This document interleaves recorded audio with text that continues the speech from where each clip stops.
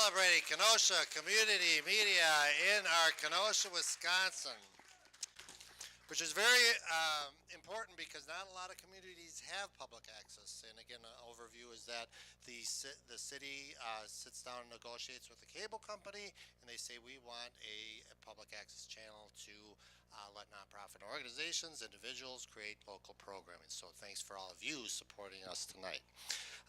Okay, I do have this past week, everybody was coming in and they were, getting ready for the party, but they always kept asking, the only question that was asked of me tonight is, what am I going to ask, what am I going to tell Jim Schlichting tonight? So apparently we're hit tonight, but I want Jim and Lois, if you could stand up for us real quick.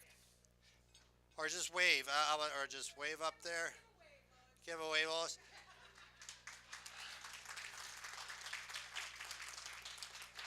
So the only thing I'm going to say to you tonight is congratulations on a 60-year anniversary marriage this year. So.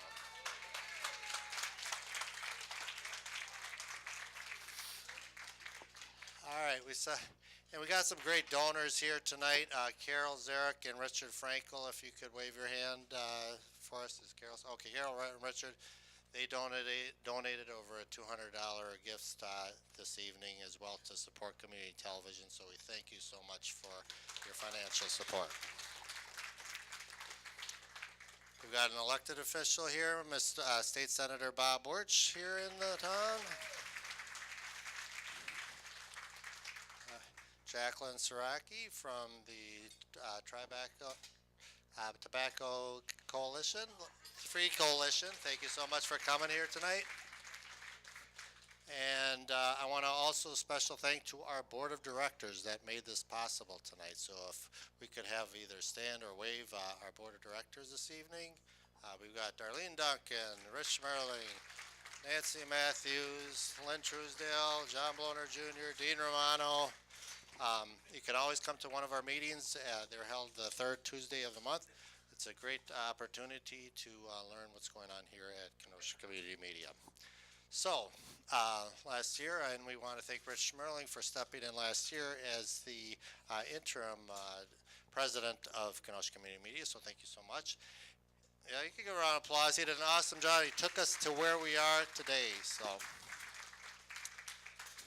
we had an election to have a new new president of board of directors, and they voted on it. They gave me the results. I asked them to recount it again to make sure that this was correct, and it was. And he's going to take us now into the year 2018, and we'll talk a little bit more about that. But let's give a big round of applause to the one and only, the president of Kenosha Community Media, the one, the only, Dean Romano.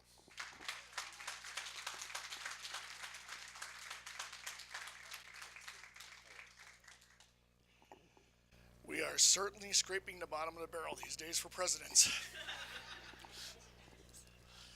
All right, I have a few cheat notes here, and that's all I got. Most of it's going to come from the heart.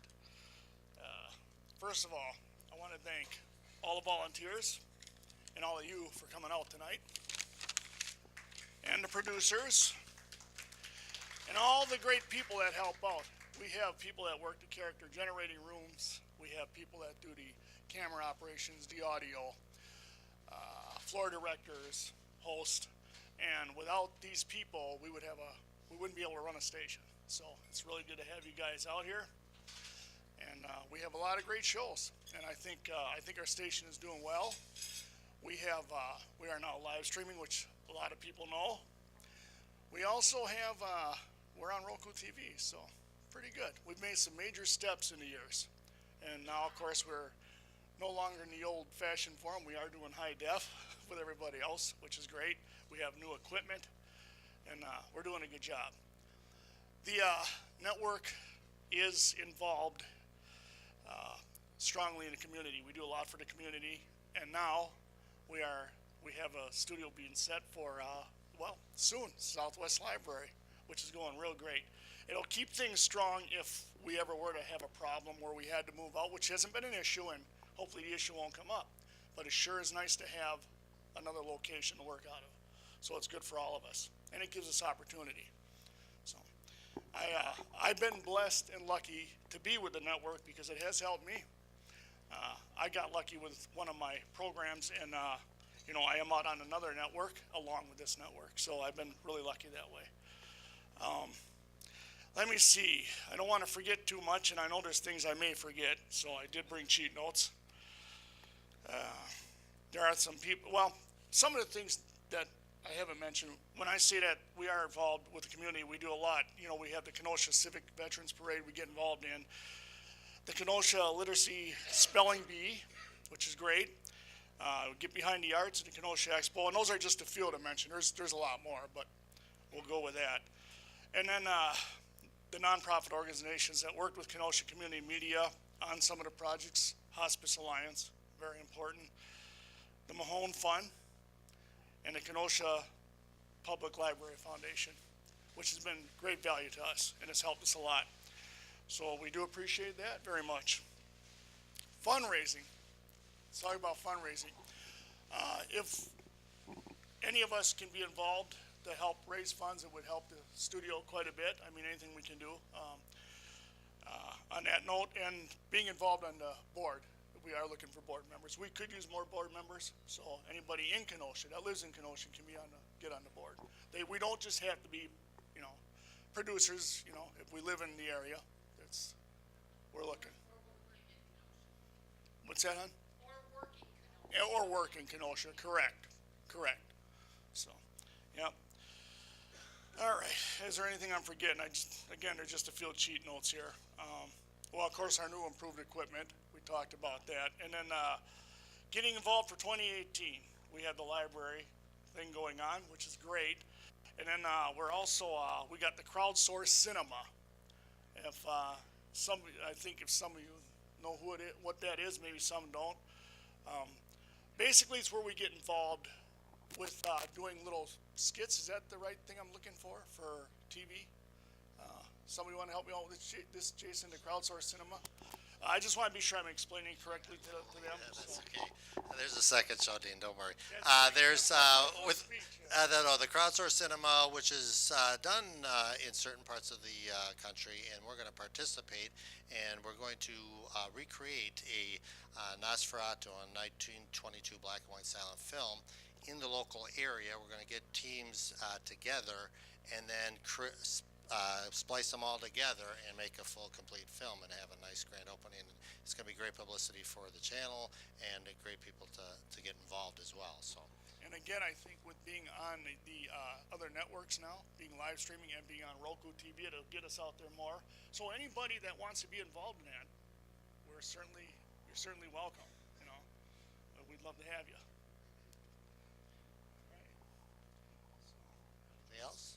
Well, I said I wasn't going to make a long speech tonight, so It was worth the price of admission. That's all I have to say. Exactly. I'm very entertaining with or without this. No, Dean is doing an excellent job stepping up as president of Kenosha Community Media. He's done just a great job all year and taken us to 2018. Let's give a big round of applause to Dean Romano.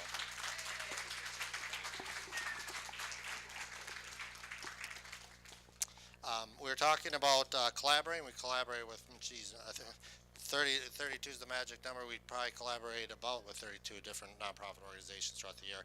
And definitely, Dean touched on the Kenosha Public Library Kenosha Public Libraries we're collaborating with. And we have tonight, which is well, a little traveling music as we get up to the thing. So don't worry. Okay, so here we go. Let's get a big round of applause here for our great library director here of the Kenosha Public Library System, which is a great job here in the community. Let's welcome Barbara Bratton.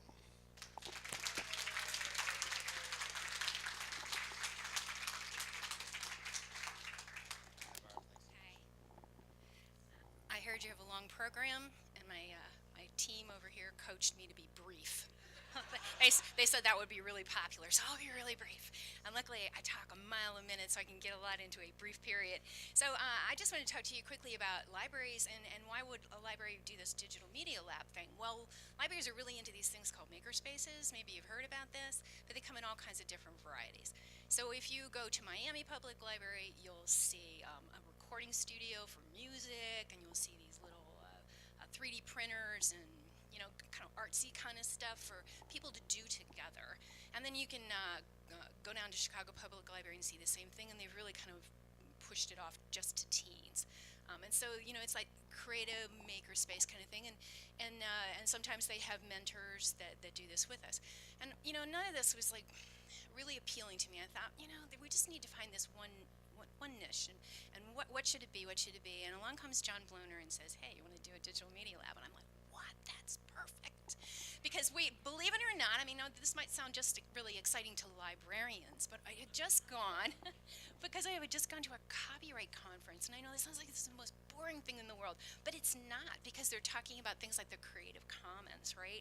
Where like somebody like starts a project and then says, here, it's out for the world, take it and then add to it and create something different and move on from there.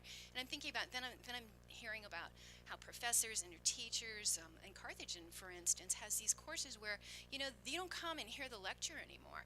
It's all tape recorded, I know you say how old I am, tape recorded, but it's all recorded ahead of time, and the students are expected to have already seen the lecture in their pajamas and then show up and do nothing but talk about it. And I'm thinking, wow, this Creative Commons thing could be really cool in this digital media lab, and we could invite all the educators in, and they could like create their own content, right, from all these other pieces of content. So I got really excited. So anyway, I'm, like I said, brief, and so come on over.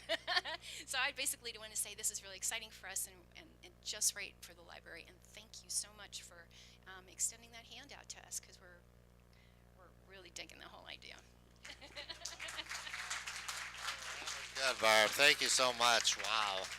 That was great. I think Carol wants to say a few words. You want me to pause for a moment? Okay, Terry Jacobson's also an elected official here. Let's give a wave to Terry Jacobson here. Thank you so much. We appreciate the support. Okay, so video time. So we do video clips to kind of break up the night here too as well. So I go out twice a year to Madison to shake the pillars of the Capitol, and I was to inform the people of our elected officials about community television. And I went this past month and also in the springtime and talked with Mary Cardona, who is involved with the Wisconsin Community Media, which I'm a member of, and that's all the access stations. So we're celebrating Kenosha tonight, but there's about 52 public access centers around the state that are trying to keep us going, and especially with elected officials. So we have an interview with Mary Cardona, as well as the National Alliance for Community Media, which is Mike Wasson, our president. And then also I talked with Gary Hebel, who's an excellent supporter of community television. So Andrew, if you could take it away, that'd be great. Okay, here we are again at the Wisconsin Community Media Producers Conference here, and I'm honored to be here with Executive Director Mary Cardona. Mary, thanks so much for putting on this event. For those who don't know about Wisconsin Community Media, what is it? Wisconsin Community Media is a professional organization made up of 53 media access centers who serve the needs of local governments, educational institutions like school districts, and public access centers that are open to residents to use. I know you also work on this state level, trying to see how legislation to help us scout out. I think last year we talked about the CAP Act. Is that still active or not? Or? The CAP Act has not been introduced into the 2017-2018 session of Congress yet. I know that we have Bunny Rydell here tomorrow. She's with American Community Television, and she's the one who's been pounding the pavement, so to speak, or wearing out shoes in the hallways of the Capitol. On the state level, we do plan to introduce legislation this year. We're hoping that legislators see that as a way to help access centers get the funding they need to meet their missions. We are really working to try to build community media into a position so that we can fill that void in local coverage, and it's very difficult to do with inadequate funding. So we need more funding so that we can meet that mission, and I think that people want it. People want to know what's going on in their own communities. So if someone want to get involved or learn more information about Wisconsin Community Media, we have a website? Yes, www.wisconsincommunitymedia.com. Okay, here we are at the Wisconsin Community Media event, and I'm honored to be here with the president of the Alliance for Community Media, Mike Bosner. Mike, nice to see you today. For those who don't know about the Alliance for Community Media, what is it? Well, we're the association that represents community television across the United States. So it's public educational and government access organizations, as well as other community media operations in about 41 states across the United States. You are going to be speaking at the event, and we always want to know the federal update as far as how we can keep the community media going. Well, the most important thing people should be doing is that they should be talking with their members of the House and with the U.S. senators about the importance of what you do with community media. It's very, very simple. Just stepping up, picking up the phone, and letting them know that it's important that that local voices be preserved. So what we need to do is we need to actually say that the work that you do in Kenosha is important, the work that people do all across the state of Wisconsin is important, and it's very, very simple. You know, we need to be contacting members of Congress and saying, listen, be sure that this is preserved. There's not a specific bill that's out there right now, but you need to make your voice heard. Is there a website for Alliance for Community Media that people can get more information? Yes, you can go to our website, which is www.allcommunitymedia.org, allcommunitymedia.org, to get updates about activities that we're doing, webinars that we're hosting, public policy updates for things that you can be involved in, or how you can become a member of the national organization, allcommunitymedia.org. Okay, here we are in Madison, Wisconsin, and I'm honored to be here with the Wisconsin State Representative Gary Hebel from representing Sun Prairie. Gary, thank you so much for talking with us today. You're a very big supporter in community television media, and we thank you for it. How did you get involved with community television? Well, you know, actually, I'm from Sun Prairie, and our cable access began in 1978. And I became a lawyer in 1976. And I saw a program called Kids 4, which engaged kids in the fourth grade to get behind the camera and also in front of the camera. And I was so impressed with the idea that these kids could produce a program, not only produce it from the backside, but also act and speak and do the dialogue for programming. And I was so impressed with that. I thought, this is really neat. I want to be a part of this. What do you feel is the importance of public access? Well, public access provides educational opportunities for the community in which it is located. It provides information about events in the city, political issues that are of concern to the residents of that city, and it informs them about issues that affect their lives. So it's very important that this information get out. You've been also involved in help getting funding for public access. Is there anything on the state level that's going on that we should be informed about? Well, one thing I'm very vigilant about is to make sure that we don't lose any of our funding. Right now, we're able to get 5% of the bill that's the bill that a person has from their cable service. And so that generally goes to public access, although some communities, unfortunately, are taking that money for general purposes rather than public access. But those monies really were earmarked for the purpose of providing public access to the communities where the cable services are provided. We're constantly vigilant to try to get as much money as we can for cable access, but it's a tough battle. So what can we, as producers, volunteer board members, help to keep this going? Well, I think being passionate about something is very important. To persevere in what you believe is right and something that's good for the community, you just stick with it. Whether it's our public libraries, whether it's our public schools, whether it's our cable access, all those things improve the quality of life in the communities in which we live. So it's very important that we get behind all efforts to support cable access in each of our communities, because it makes all of our communities a better place to live.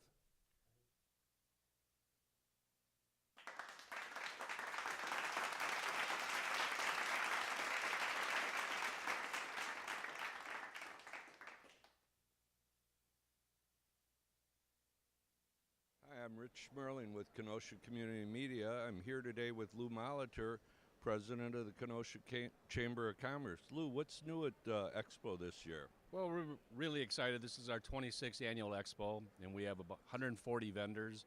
What's new here is we have a lot of home and home improvement and landscaping vendors, windows, doors, roofing. If you're looking for some home improvements, I think we have about 20 extra booths this year with home improvement vendors, so that's pretty exciting.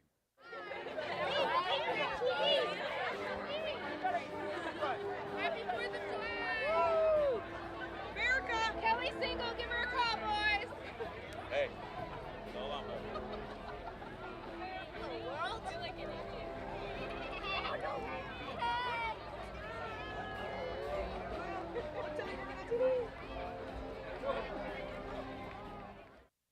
Looks like coming up next is the Kenosha Rambler Recreation Band. We can hear them as they play.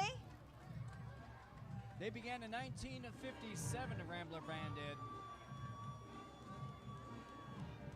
Made up of about 100 7th and 8th graders from the Kenosha Unified School District.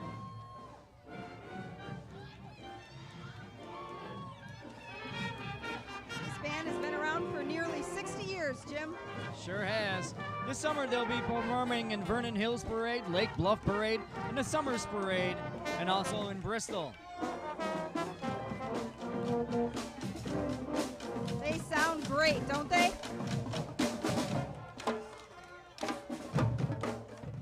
On the lakefront, the city has purchased on the south side of the downtown a number of parcels, and those parcels are all starting to come down.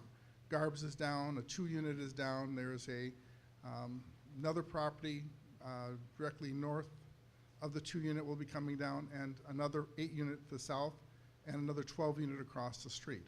So all of those properties are targeted to be torn down, and that will be a development area. The interesting part is that we, for the first time in a very long time, we have a group of developers from Milwaukee and Chicago looking at our community. And the good news is that we've always had people come and look.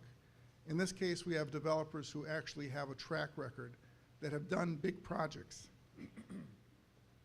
And those big projects mean what we call mid-rise developments. And mid-rise is somewhere between 6 and 10 stories. In the workplace. And he really talked about how it's absolutely necessary for 21st century companies and organizations to invest in people. That you can't survive, you can't grow, you cannot be better unless you're going to invest in your own people. And that's really what we do. That's really what all of you are helping us do here today, is invest back in your own community and help people find a better life in terms of being able to help their kids read or write at school, or not read or write, being able to help their kids do their homework, being able to go to the doctor with their children and have a real conversation with their doctor, being able to figure out how to get a mortgage on a home. All of that is made possible by what we're doing at the Literacy Council. Their 2014 Scholarship Award recipient, so you chose the right person. They've done a lot for me just as far as educational opportunities and really mentoring me, so I just want to make sure I give back to the program and the community and do my part. There's good vibes, good music, good food. We're actually not getting rained on, so good weather. Now we're at Lemon Street Gallery talking to Beth Derry. Could you tell me about the gallery, about Behind the Arts, about your art, and whatever else you want to talk about? Certainly, it's a pleasure to be here today. We have our 7th annual Get Behind the Arts studio tour, and we have always been very participatory in the studio tour. Lemon Street Gallery has been here for 18 years, and we have about 85 artist members that we represent. We're a nonprofit visual arts organization. We have classes. We have public clay studio in which we also have class, and we work with some community groups. We're just thrilled to be part of the Get Behind the Arts.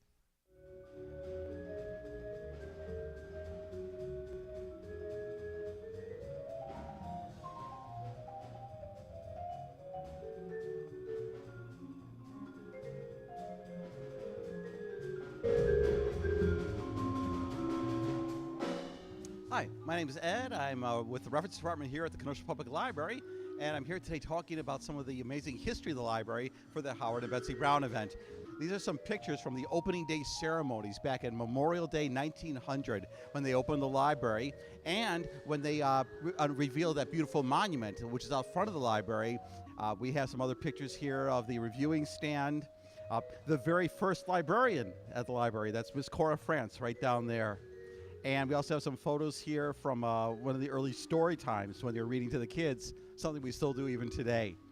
So a lot of amazing history here in the building over the past, 117 years now. Opened up back in 1900.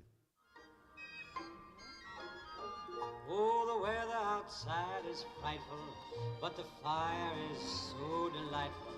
And since we've no place to go, let it snow, let it snow, let it snow. Man, it doesn't show signs of stopping, and I brought me some corn for popping. The lights are turned way down low. Let it snow, let it snow. Now I need help. Everyone's gonna have to count down with me, starting with 10. 9, 8, 7, 6, 5, 4, 3, 2, 1.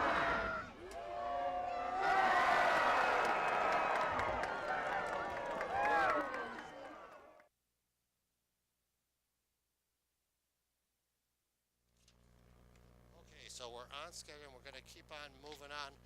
And then we have the story. Okay, this is the special event with the Storytellers program.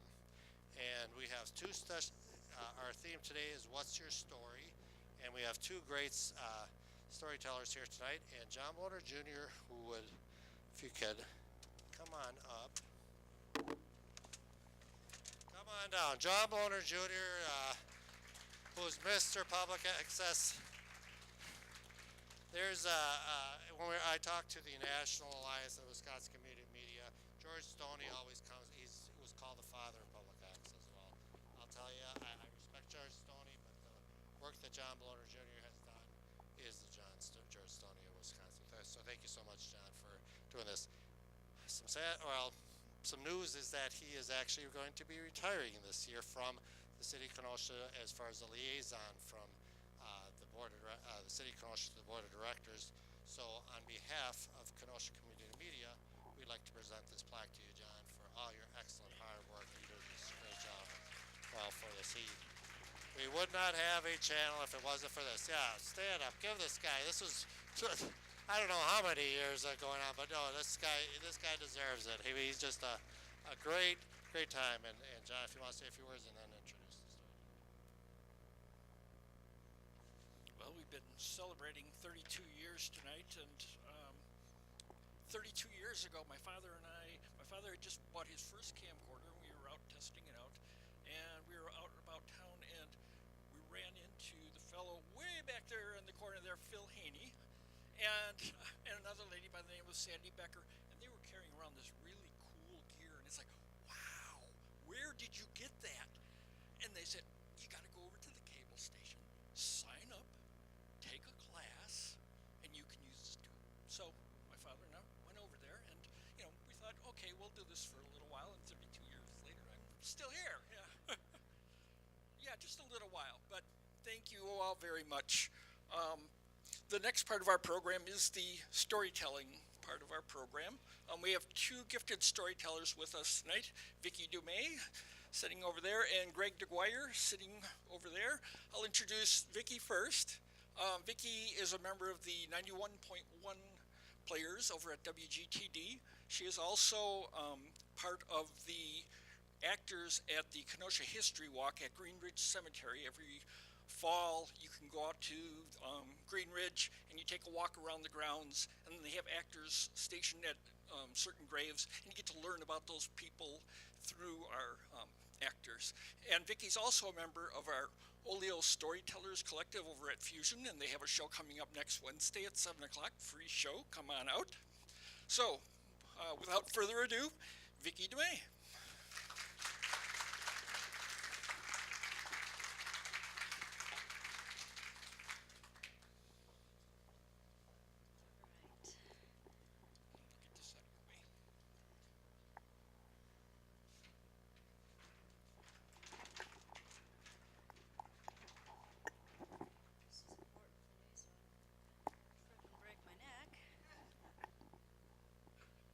And I am just like my country. I'm young, scrappy, and hungry, and I'm not throwing away my shot.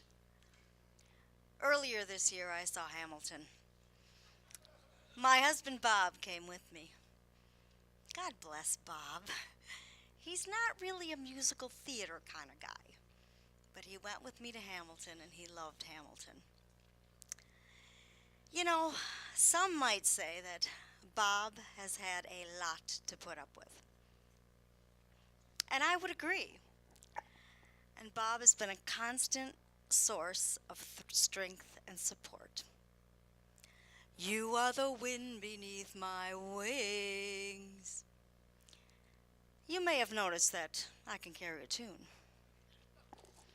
Well, I have had 14 years of voice lessons. I haven't always been this good. I always wanted to be able to sing well.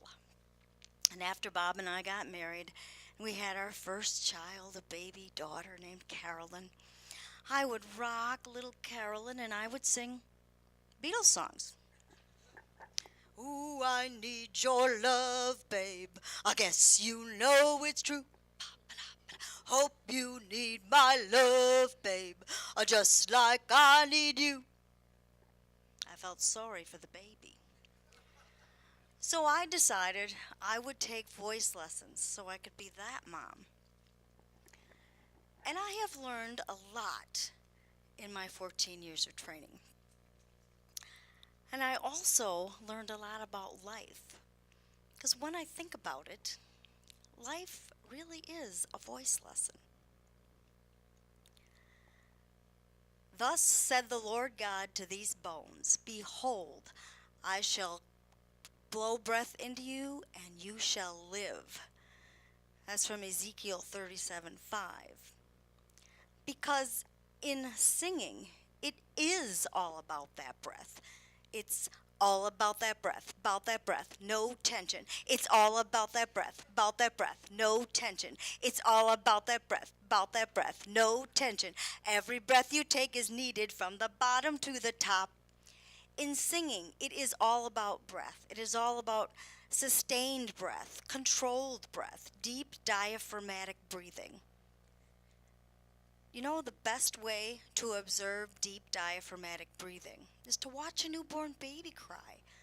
Free, unfettered, natural, in and out like a bellows.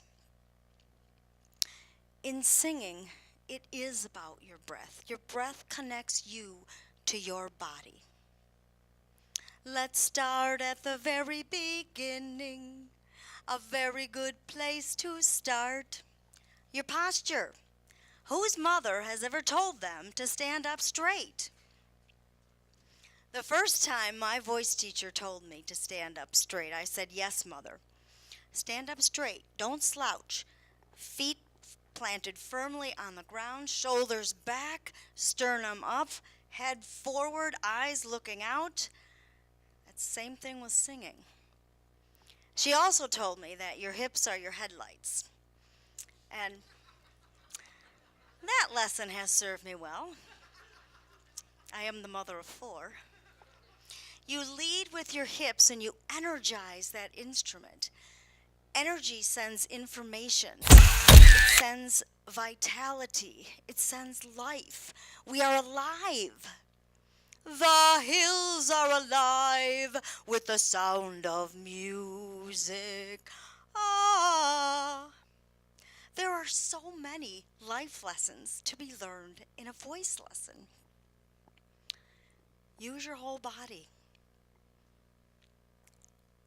Relax your jaw and don't introduce any tension. Know when to open your mouth and know when to close it. And modulate what comes out of your mouth. Know when to come in and know when to go out. Stay hydrated. Warm up. Always loosen up your muscles. Loosen up your muscles before you sing, before you do just about anything. Make eye contact. Go after relationships. Your eyes are your windows to your soul. Be present. Live in the moment. Know where you are, know where you came from, and know where you're going.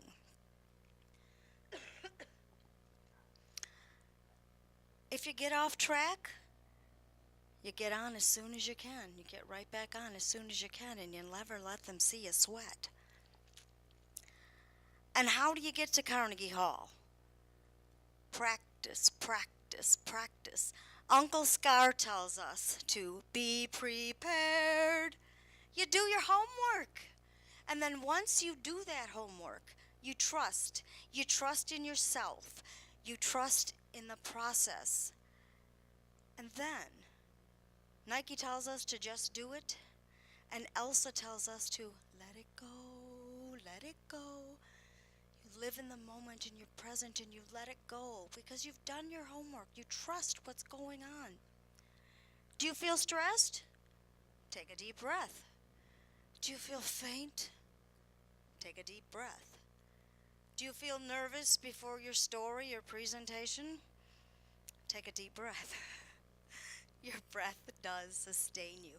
Your breath connects you to your body. Being solo is good. Having a solo is good, but not all the time.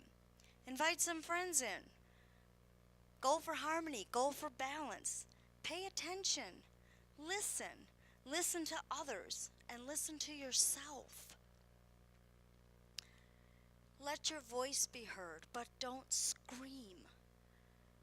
And know where you are, know where you came from, and know where you're going. Excuse me. Speaking of staying hydrated.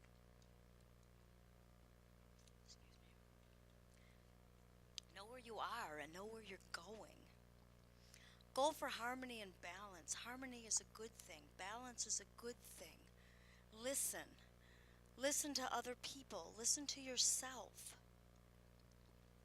Know the story. And have fun. Enjoy the rhythm. Enjoy it. And the rhythm of life is a powerful beat. Puts a tingle in your fingers and a tingle in your feet. Rhythm in your bedroom, rhythm in the street. Yes, the rhythm of life is a powerful beat. That's from the musical Sweet Charity. And charity is a virtue. Tell your story. Use your own voice and be authentic. And tell the story. There's a beginning, a middle, and an end. And tell your story. Now this story comes full circle. Earlier this year, our first grandchild was born. Monday, March 13th at 10:32 p.m. And as I held my first grandchild, baby Emmett, in my arms, with our oldest child, Carolyn, looking on, I sang, "Ooh, I need your love, babe. I guess you know it's true. Hope you need my love, babe, just like I need you." Good night, everybody.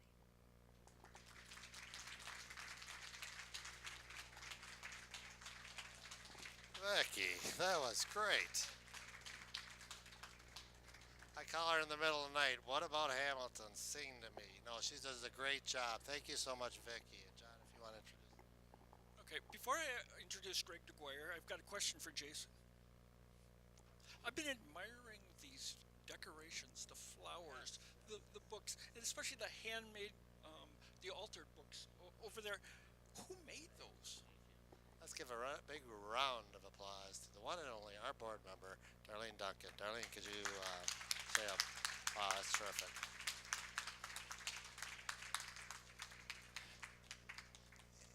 And Darlene, I believe at the end of the night they can take one and then great. Thank you so much, Darlene. You did an awesome job. And Lynn donated all the books. Thank you so much, Lynn. All right. Thank you so much. That's why we have the best community television station in the state. Okay. And again, because of the let's give a round of applause why I did not think about him. My assistant, my other half, Mr. Ralph Piero, for his artwork.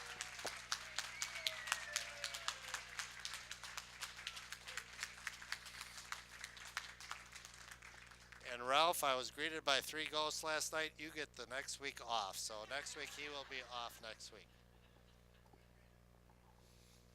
Pardon me, I'm thinking about Viki's talk, and I'm just going to breathe for a while. Okay.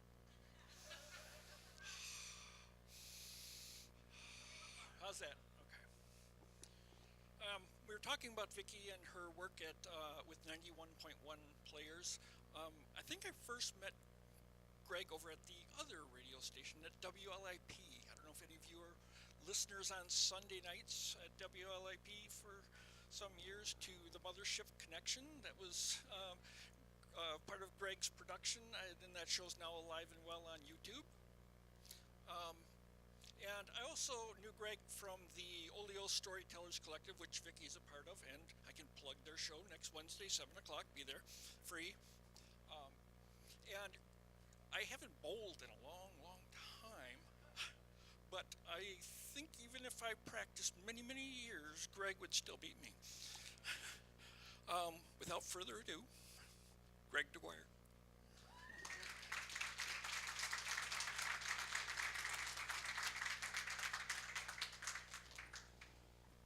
Thank you, John. Sorry, folks, I don't sing or dance. Leave that to Viki. So my story, I wasn't sure what I was going to talk about tonight. I didn't think I was qualified. Viki's list of qualifications is vast. My qualifications, as you can read, are high bowling scores. So I figured I'd talk about my journey through Kenosha County media. It started when I was a kid. I didn't know the difference between local TV and national TV. When you're a kid, you don't know this sort of thing. So Sunday mornings, my dad and I used to watch Bowling with the Champs on Channel 4.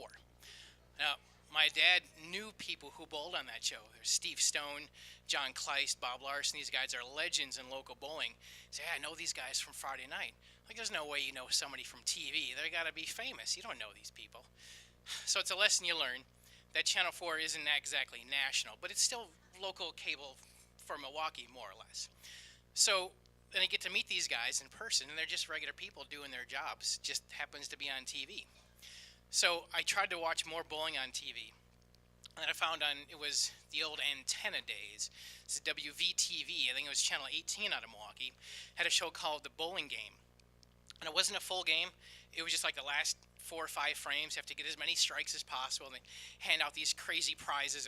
The biggest prize at the time was a gift certificate to Scrub and Suds Car Wash. That was a big deal up in Milwaukee at the time. So, and I was just still a kid. Fast forward a couple years later, that Jones Intercable comes to Kenosha. It's a big deal. And bowling is still a pretty big deal in Kenosha, and they decided to have their own bowling show at Jones Intercable. They filmed it at my home away from home, which is Sheridan Lanes. And I knew the guy who was going to be announcing when Griff Perry. He's still there after all this time. So I made it a point to get next to the table where they're going to have the announcer so I could try to be on camera, so I could be famous on TV. Still not realizing between local and national sort of thing. So I wasn't old enough to bowl on the TV, but my dad, he was on that show. That was a good time. Fast forward a couple years after that, my dad actually qualified to bowl on Bowling with the Champs. It's a long, arduous process. It took 3 weekends of qualifying. It was ridiculous, but he got to be on camera, and I got to be his corner man. So when you bowl on TV, you're allowed somebody to come sit down to the lanes with you, someone to be your spotter. Something you can't see, can't tell if you're doing something wrong, and sometimes you don't know your own mistakes. So I got to sit down. I was on Channel 4. Got to meet the late, great Hank Stoddard. He's a legend in local sports broadcasting. That was really, really cool. He was a giant. I mean, I wasn't still not very tall, but he was a tall guy. So fast forward a few years later, Bowling with the Champs is off the air. So people still want to see match game bowling on TV. So Jones Intercable comes out with a Kenosha bowling show, which is now full games. It was big competition. So the first year this was on, this was the 95-96 bowling season. And I almost made the cut. So the first year I was the alternate. So if the top 16 qualifiers, if one of them had some sort of accident, I'm the next guy. They all made it, I'm sorry. But the next year was the 96, it was the 97-98 season, that's right. So in between then, in November of 97, I rolled the city record. I shot an 864 series on November 7th, 1997. At the time, that was top 10 state, top 25 nation, top 50 score. It was huge. So then that following couple months later, they qualified for the next Kenosha Bowling Show, and I made the show. and then I won my show to get to the championship show, and I won the whole shooting match. I got a trophy that's about this tall. My on-camera average was about 255 a game, and even bowlers know it's a pretty big number. So I wasn't very nervous. I mean, circling back to local TV, when you're behind the camera watching them on TV, you think, wow, there's so much to think about, holding the ball, shooting it right. Now you got cameras pointing at you every which direction. It's got to be nerve-wracking. So when I made the show, I had my friend be my corner guy, my friend Jay Oliver. He's a Racine Golden Glove boxing champion. Giant guy. But I said, Jay, I don't care that you know nothing about bowling. Just keep me laughing. Tell me jokes. Point out funny-looking people in the audience. Get me laughing. I don't care what. Just keep me not so focused that I become my own worst enemy. And it worked. 255 on camera. Average pretty good. So fast forward from there, I got to be on another bowling TV show in Burlington. It was Win TV. I think it was, at the time, was Channel 55. I'm not sure what cable company Burlington has. And I made the show. I didn't win the show. I came in top 10, which is still pretty good. But then I thought, so that's it. I had to stop bowling because I have arthritis in my hips. I've now had a double hip operation. They've both been replaced. So I had to sideline it. So I thought my journey through local TV was pretty much over. So fast forward a couple years after that, friend of a friend of a friend, he's a co-host, and it was Gary Panch. He was a co-host on the Mothership Connection on WLIP. That was a show that was on Sunday nights. It was 4 hours. It was 8 p.m. till midnight. It's a big chunk of time frame for any show. Like, that's as big as the Today Show has 4 hours. But the time went by really fast. So they were looking for an expert on the Rocky Horror Picture Show. Now I got to rewind a couple years back. So this was 1989 through 1994. I used to perform the Rocky Horror Picture Show up at the Oriental Theater. I did that for years. So they were looking for experts on the show, and I'm not sure I was much of an expert, but I had 2 weeks to prepare. It's a lot of prep time. So I'm one of those nerds. I have DVDs. I don't digitally download anything. I buy the copy. So I watched the Blu-ray of Rocky Horror Picture Show backwards, forwards, director commentary, anything I can get my hands on, and I studied for 2 weeks straight. So I get to the show, knocked it out of the park. They said, what do you do every Sunday? You want to come back on the show? As what? I can't be experts at everything. So, well, it was a paranormal radio show. UFOs, ghosts, anything oddball. That was what we did. And so as it turns out, I was on the show for about 4 years. Dobie Maxwell, he was the host of the show. He's a traveling comedian, and still is to this day. He's a touring national comedian. Stories, you want to talk about funny stories? That feller's loaded with them. So due to other obligations, we put a show to an end. Now, while I was on that show, a couple super cool things happened. First off, I got Dee Wallace on the show. Anyone ever see the movie E.T. or Cujo? Right, she's the mom from E.T. I met her at a convention, at a horror movie convention in Milwaukee. It was called ZombieCon. This is a couple years before I got on the radio. I had a special pass. I can get in early, talk to the celebrities, hang out with them, that sort of thing. So Dee and I got to be pretty close for whatever reason. She liked me. I'll never know why. She didn't cash the check. I don't know what happened. So later on that night, I get into a special dinner, and Dee Wallace starts buying me drinks. As it turns out, at the end of the night, her tongue was in my ear, but that's another story. So I get on the radio show, thinking, hey, Dee Wallace would be pretty cool to have on the show. So I bought one of her books. She's authored 4 or 5 books now. And I got a hold of her publicist. And I told her publicist a story about the movie convention that was in Milwaukee. She's like, well, I'll talk to Dee. Maybe she'll remember you. I'm like, yeah, right. She's going to remember that. Turns out she remembered the entire ordeal. Is that the guy whose tongue I had my tongue in his ear, didn't I? So I had Dee Wallace on WLIP, not once, not twice, but I think 3 times. She was the only one at WLIP, so it's live radio. So you have to watch your language just a little bit. Not Dee Wallace, curse like a drunken poet on payday. I had to block her more times than I could count. But she's super cool. That was really cool. So that's cool thing number 1. Cool thing number 2 is I used a Ouija board live on the air. Turned out nobody had ever done that before. That was one of the other Olio stories. They had Halloween stories. I told that story. It's a really bizarre time. One of the other cool things is I had a guest. This guy over here, Dedger's Dark Coffin Classics. That's where I met him. He was a guest on the show, and his wife Anita. She's an author, so they'd come on the show from time to time, and I got to meet Dedger from there. So radio show ends. I'm like, well, that ends that. Seeing bowling tape, being on for bowling, now being behind the scenes and on public radio. It was pretty cool. So DeGuire finds me through Facebook and says, hey, I really liked what you did on the show. Why don't you come and be my floor director? What the hell does that mean? I watch a lot of TV. That doesn't mean you know what to do with it. So I came down anyways, and I was behind the scenes of his show for 3 years? Something like 3 years. So it's funny because when I first went down there, anyone see the movie Wayne's World, right? And I mean this in the best possible way. It reminded me of Wayne's World. Right, the film in his basement. It was spectacular. It's like, man, I've been through this. I've seen Wayne's World. Like, it's one of my favorite movies. This is it, man. It was awesome.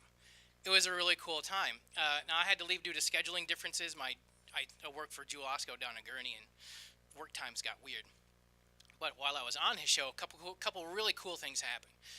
First off, I got to drive a float in the Civic Day Parade. What was it, 3 years ago? 3 years ago.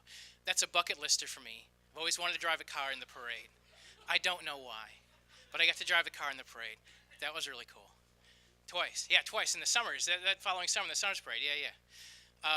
The other cool thing was I got to meet a couple of cool people going to conventions with him. First off, I met an Ewok from Return of the Jedi. Well, I can't remember the feller's name, but he played Twiggy and Buck Rogers, and he played Cousin It on the original Addams Family. He also played an Ewok in Return of the Jedi. Frank, that's it. So I got to meet him. That was pretty cool. The guy who played Lurch in the Addams Family movies, he was there. Yeah, Carol Streitman, and who is the Lisa Loring? She played. She was on. She was in the Addams Family too.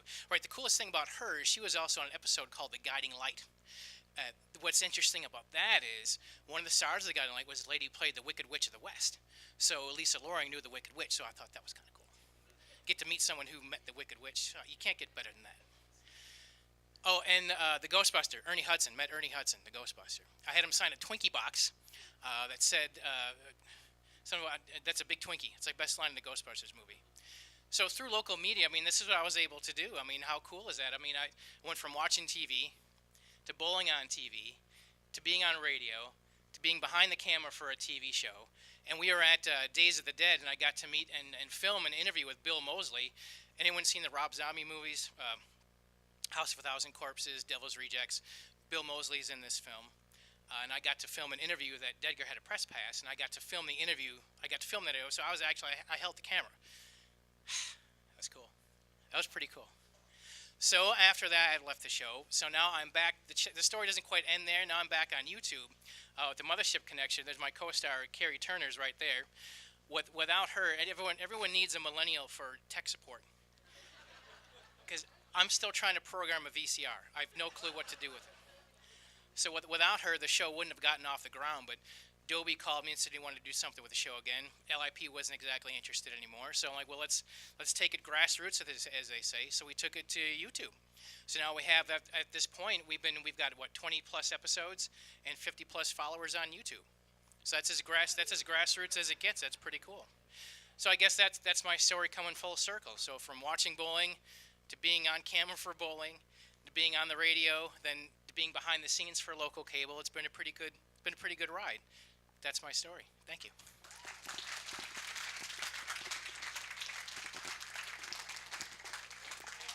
Thank you. Awesome. Boy, I tell you, great storytellers tonight. Okay, so moving on. Just coming on, and once again, those who haven't, we got a number of door prizes that we're going to give out after the event. So if you didn't put your name in, come see me so we can put your name in for the drawing at the end. But unfortunately, every year we lose somebody, and it's very hard and it's very touching every year. And unfortunately, we lost a great artist this year, Mr. Palmer Martino. And he was an excellent artist throughout the year.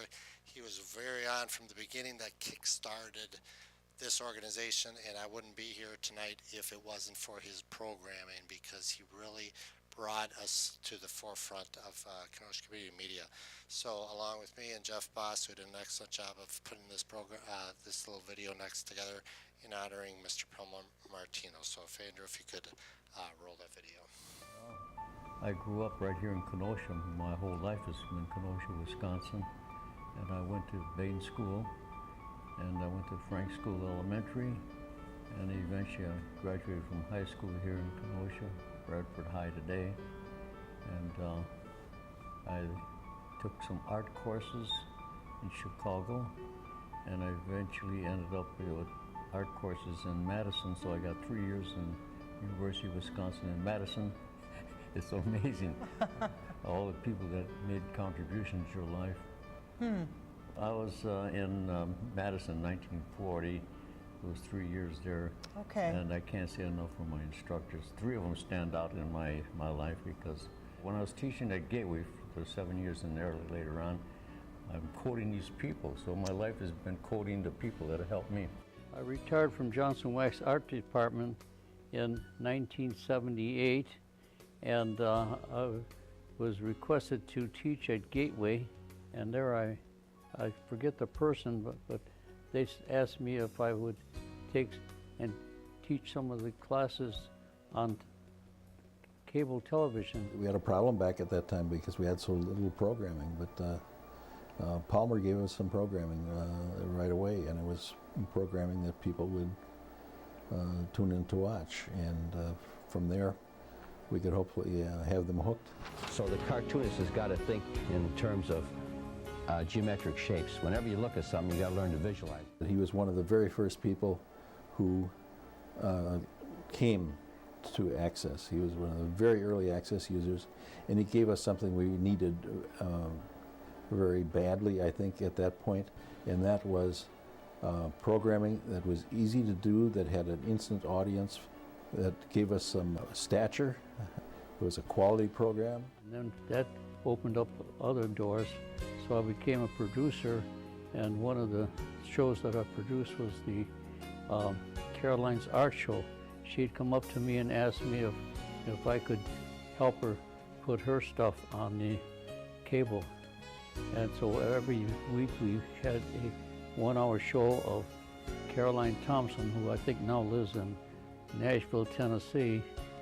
Each week she'd paint with a subject like a mountain scene, a flower scene, and the cameraman would pick it up.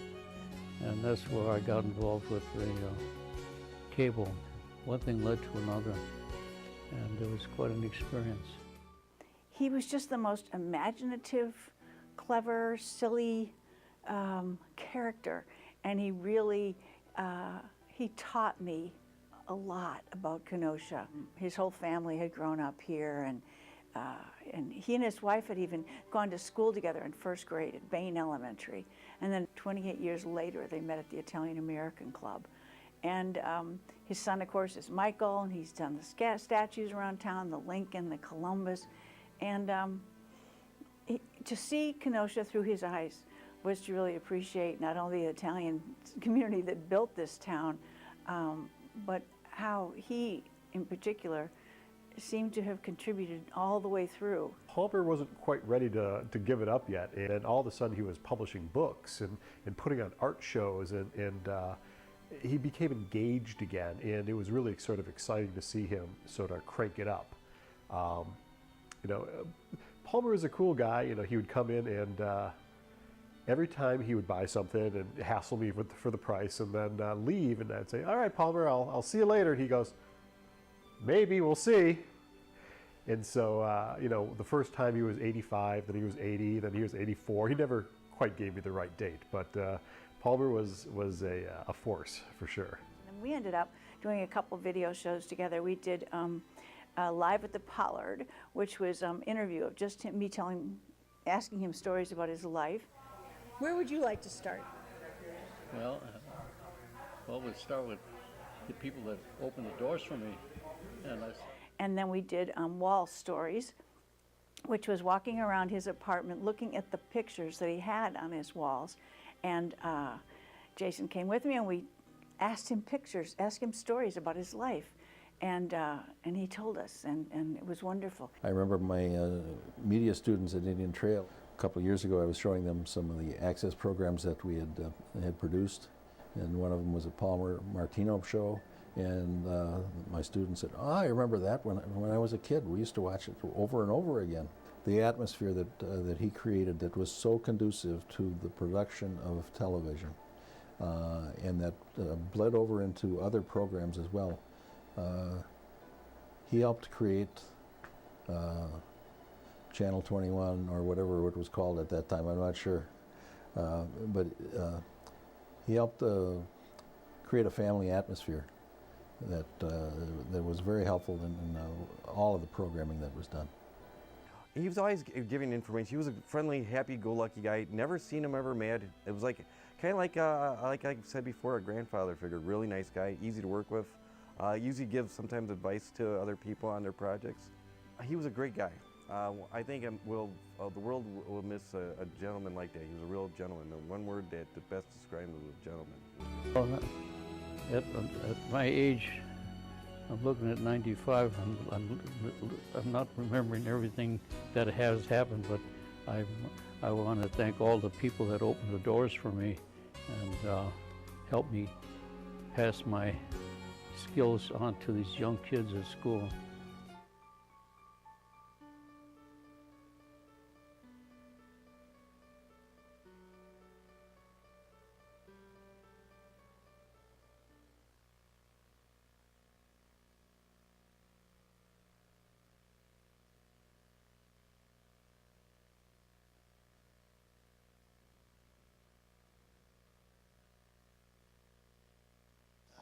It's going to become a traveling show, I'll tell you. All right, so we've got some awards here tonight as well, and we got two big ones. We go to the and in the memoriam. Let's give one a round of applause for Palmer Martino. He is here. He is here. He would come, even if it wasn't about programming, he'd stop in and see us. So.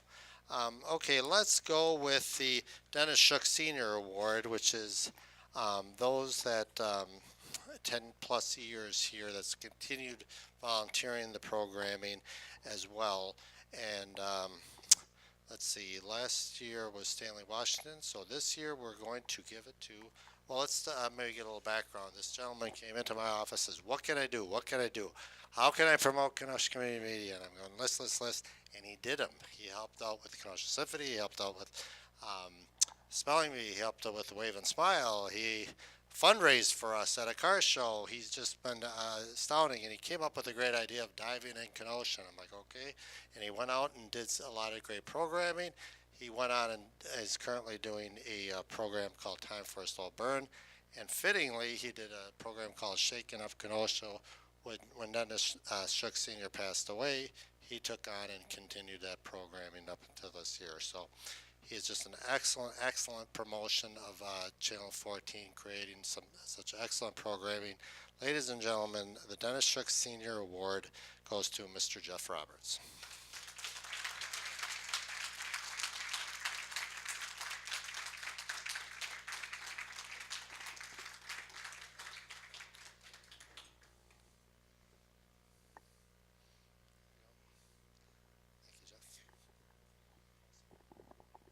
As if I don't do this enough.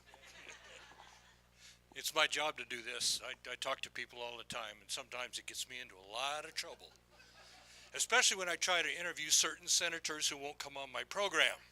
We don't know who that was, do we? Something about me being a conservative, and all of a sudden I couldn't get his secretary to call me back for nothing. But it's been a lot of fun. We started out, and Jim can tell you this, I drug him all over the state. He's been just about everywhere.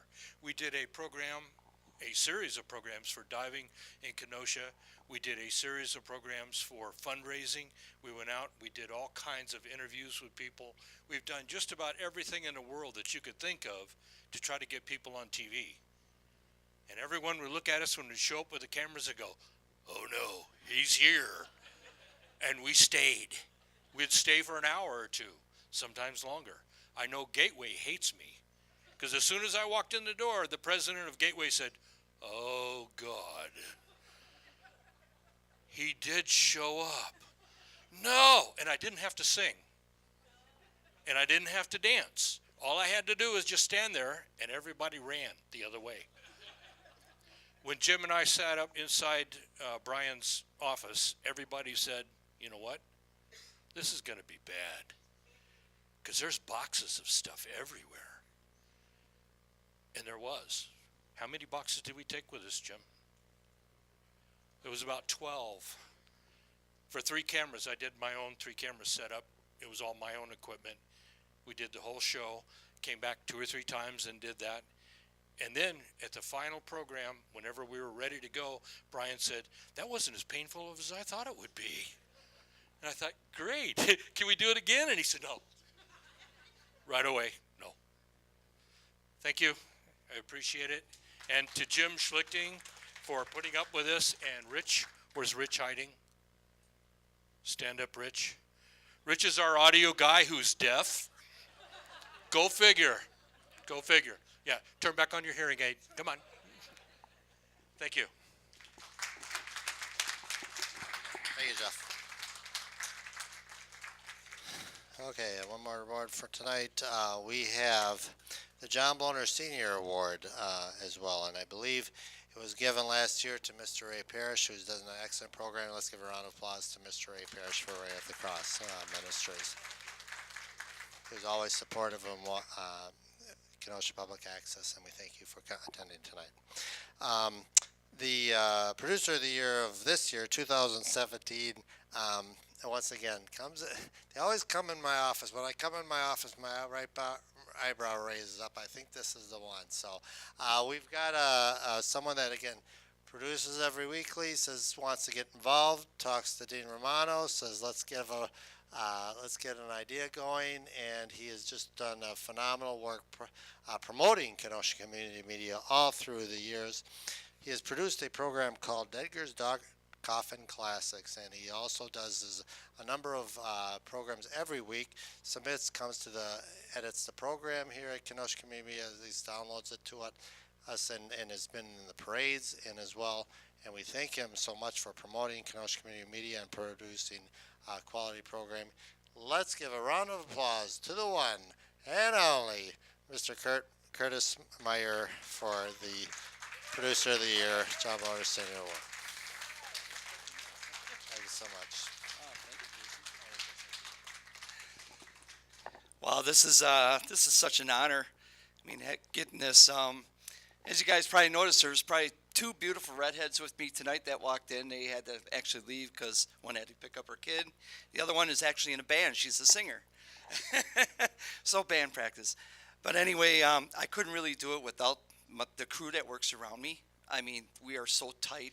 We're like family. My cameraman over there, Ryan Havron, he goes through so much stuff with us, especially having 2 girls on the show, and they got to bicker back and forth the way they look before we start shooting. And of course, Greg DeGuire.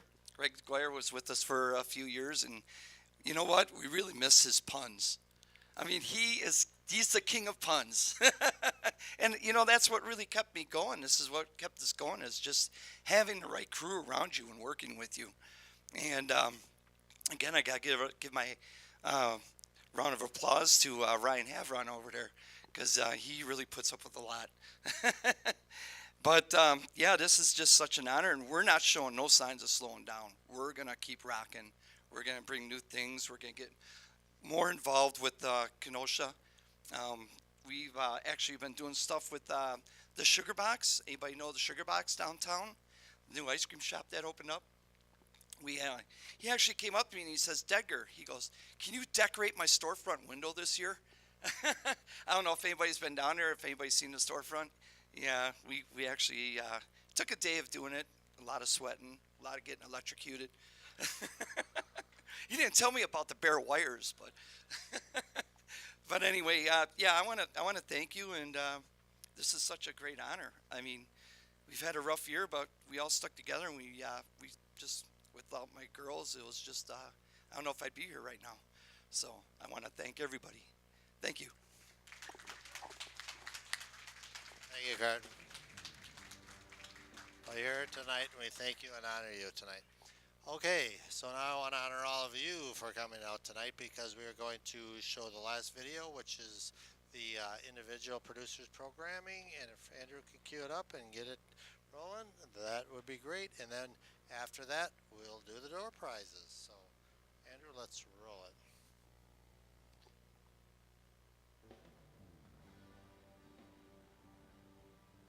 Hi, I'm Mike Wood. Welcome to the following program, Beyond Today.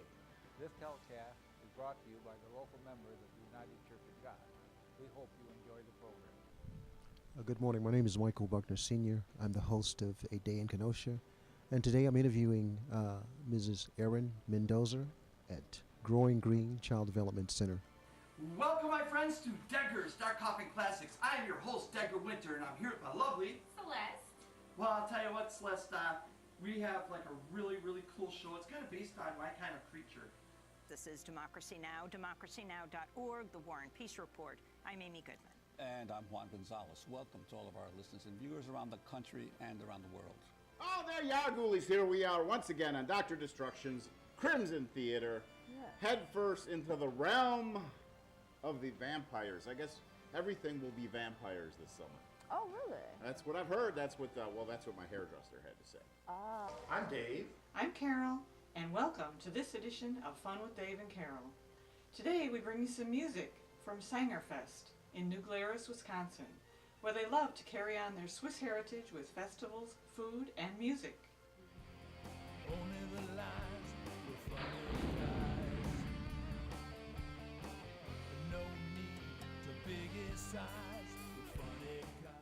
Hello, Kenosha.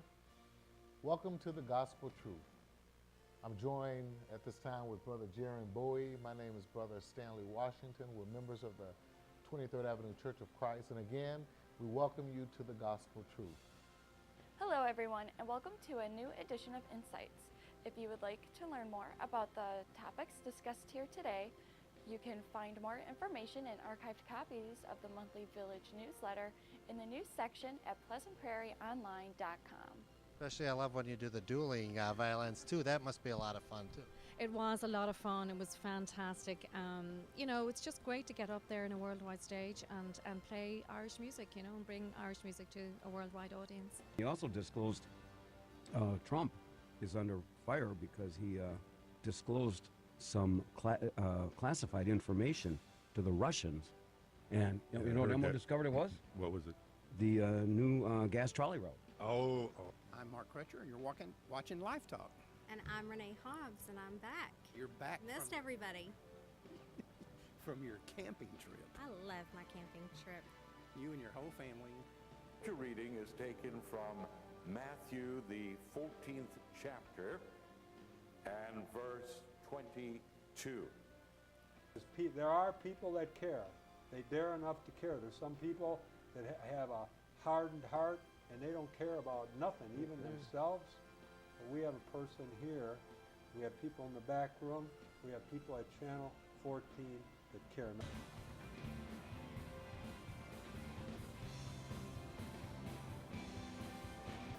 To get another entry into Nightmare Cinema. Come join Uncle Wolfman again. Okay, I'm here with Al Strumman, and we're out here in southeast Wisconsin. Al, you're taking us out. You're going to do a little bit of shooting for carp today. Is that the main idea? Yeah. Okay. Now, this is something you do a lot, right? Just about every weekend. Okay.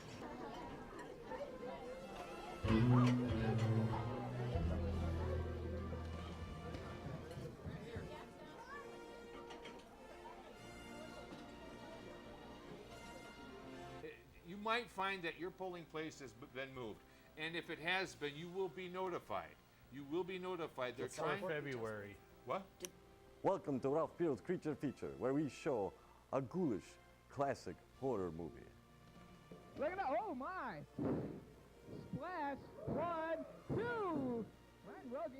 Hello, I'm Yvette Torres, and welcome to another edition of The Road to Recovery. Today we'll be talking about recovery among diverse populations. People who maybe hear me someday on the air or hear me on our internet as this presentation will go online. America is the greatest country for them to live. Hi, I'm Dave. These are books. The complete title of this book is Fodor's Japan. Hello and welcome. Welcome to Time for a Slow Burn. My name is Jeff Roberts, and I will be your host for this series of programs. In this program, we will discuss topics of interest in the southeastern corner of Wisconsin, the state, and of course nationally. That's the problem with this world now. They want to judge. They want to judge. And you know the ones that judge the most? The hypocritical Christian. The ones that think they are so almighty spiritual. You say God is Lord of all the worlds. You bear witness that God is one. Don't realize that there's greatness on the inside of you. You are great people. You are intelligent people. You are immaculate people.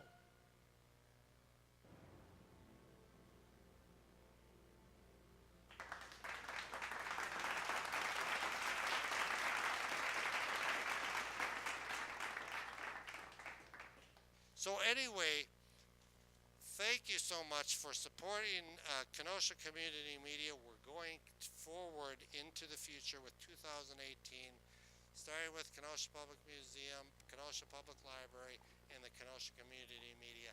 And I'm going to hit Madison hard this year as well. So thank you so much for coming out tonight.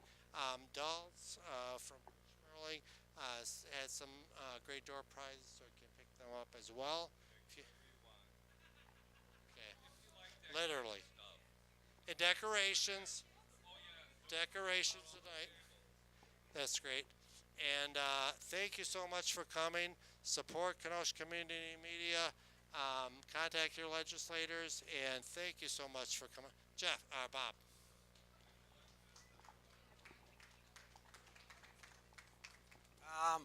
I just want to make an announcement. Next Wednesday in this room, I'll be having my birthday fundraiser, 39 again. Hope you can all be there. Conservatives are invited too. Bring some money. All right, we did it on time. Watch yourself. Okay, watch yourself. Okay, thank you so much. If you want to take some pictures next time, promote it on social media. Thanks so much for coming tonight. We'll see you next year.